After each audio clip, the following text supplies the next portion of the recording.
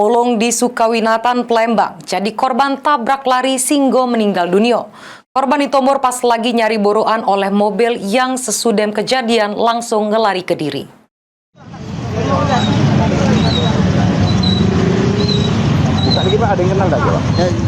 Video amatir ini selik ke wong tekapar di pinggir jalan ditutupi dengan daun pisang sehingga membuat heboh warga sekitar.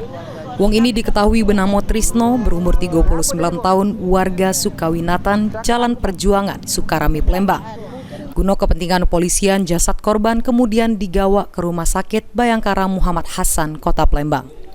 Warga sekitaran TKP pas di Rumah Sakit Bayangkara nyebut ke korban ditemu ke warga sekira jam 5:30 pagi sudem keadaan tekapar luko-luko. Diduga Trisno jadi korban tabrak lari pas lagi nyari boroan di sekitar TKP.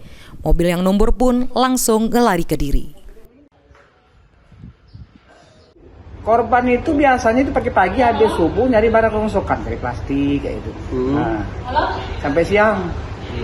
Berarti korban tadi kemungkinan lagi nyari nyari barang plastik ya? Karena di sana kan ada pembuangan sampah-sampah yang pinggir jalan itu kan. Nah. Dugaan kita ini ditabrak apa, Kak? Kalau melihat kejadian lokasi itu mobil ya. Nah, karena ada bukti bekas aspal itu lecet-lecet, bekas goresan dari ini saksi apapun pokoknya mobil. Nah. Dari hasil pemeriksaan dokter forensik Rumah Sakit Bayangkara ditemukan banyak luka-luka di badan korban, terutama di bagian kepala yang membuat korban meninggal dunia.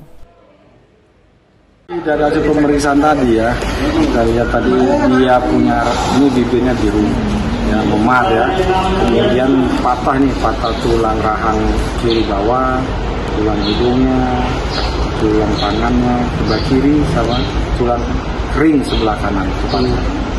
Untuk penyebab kematian apa, Dok? Ya, kemungkinan besar penyebab kematian trauma kepala itu yang